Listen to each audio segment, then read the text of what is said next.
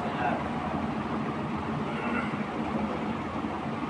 اور اس کے ذریعے سے آدمی جو ہے اپنی زندگی کو بدلنے کی فکر کرتا ہے. اللہ کے نبی کی زبان سے جو باتیں نکلی وہ باتیں حقیقت کے ساتھ آج بھی کتابوں میں موجود ہیں اور بہت سارے لوگوں نے جو ہے باتوں پر عمل کر کے اپنی زندگی کو اللہ کے دین کا نمونہ بنا. یہ بہت اونچا عمل ہے. جب تک آدمی سنتا نہیں ہے تو اس کو صحیح طریقے سے سمجھ میں نہیں آتا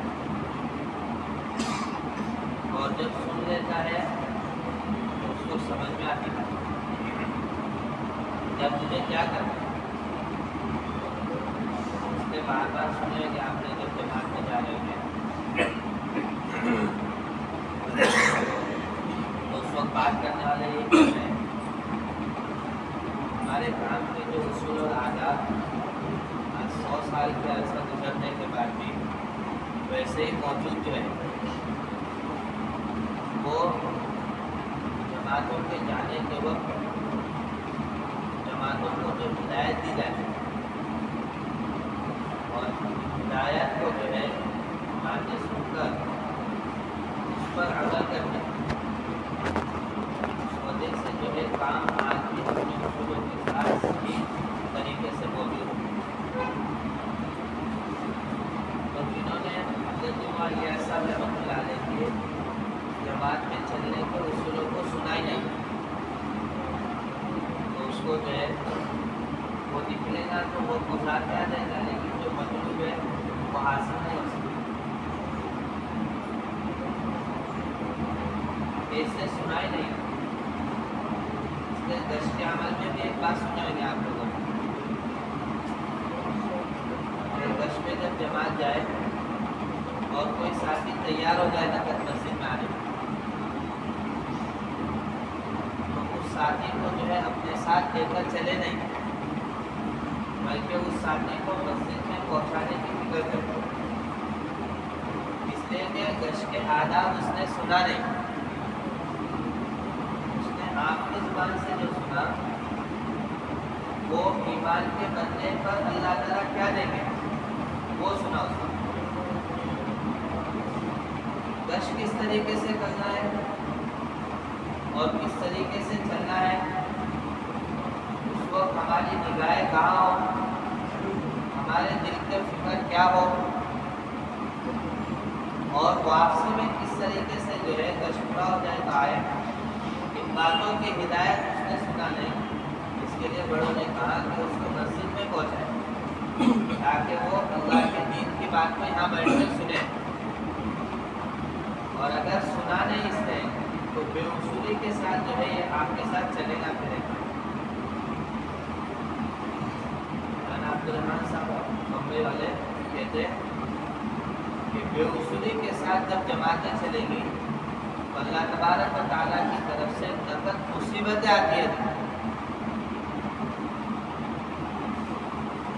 اور جب اصول و آداب کے ساتھ کام ہوتا ہے جیسے کہا گیا ویسے کیے اللہ تبارک و تعالیٰ کی طرف سے نقد مدد آتی ہے. یہ بہت بڑا راستہ ہے سننے سنانے کا راستہ.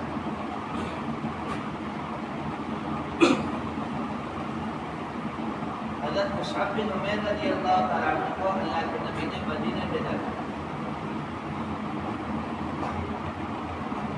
کہ وہاں جا کر اللہ کے دین کی محنت کریں. حضرت مصعب بن عمیر رضی اللہ تعالیٰ عنہ وہاں پر پہنچے تو بہت سارے لوگوں نے حضرت مصعب بن عمیر رضی اللہ تعالیٰ عنہ کی باتوں کو دیا. 2 بڑے بڑے قبیلے تھے اور ان کے 2 بڑے بڑے سردار تھے. ان لوگوں نے آپس میں بیٹھ کر گفتگو کی کہ مکہ سے جو ہے مدینہ کے کچھ لوگوں نے ایک شخص کو لے کر آئے اور یہ جو ہے ایک اللہ کی دعوت دے رہے ہیں کہ چلو ان کی باتوں کو سنیں اور اس کو روکے ہم، یہ کیا نئی باتیں تم جو ہے لے کر چلا رہے ہیں. تو ان میں سے ایک جو ہے انہوں نے کہا غالباً حضرت سعد رضی اللہ تعالیٰ عنہ سے دوسرے ساتھی نے کہا کہ آپ بیٹھو، میں جو ہے دیکھ کر آتا ہوں، ان کی باتوں کو سنتا ہوں. حضرت مولانا یوسف صاحب رحمۃ اللہ علیہ نے حیات الصحابہ میں اس واقعے کو نقل کیا.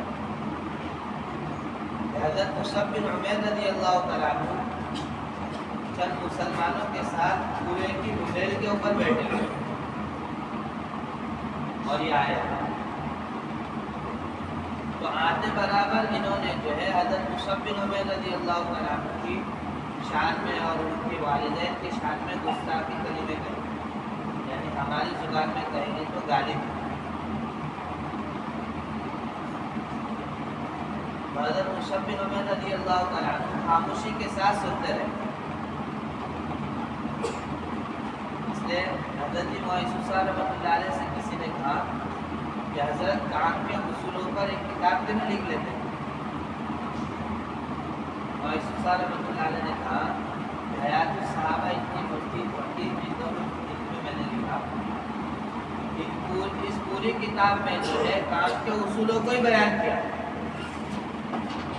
حیات الصحابہ اس نے پڑھنا چاہیے. آج بھی ہمارے بڑے جو ہے حیات الصحابہ کو پڑھتے ہیں. مولانا عمر صاحب پالنپوری رحمۃ اللہ علیہ کے بارے میں ہم سب نے سنا ہوگا کہ تقریباً 30 سے 28 سال تک فجر کے بعد کا بیان نظام الدین میں 2.5 سے 3 گھنٹے حضرت کرتے تھے. 2.5 سے 3 گھنٹے ہم کو ہمارے بزرگان دین سے جو ہے سبق بھی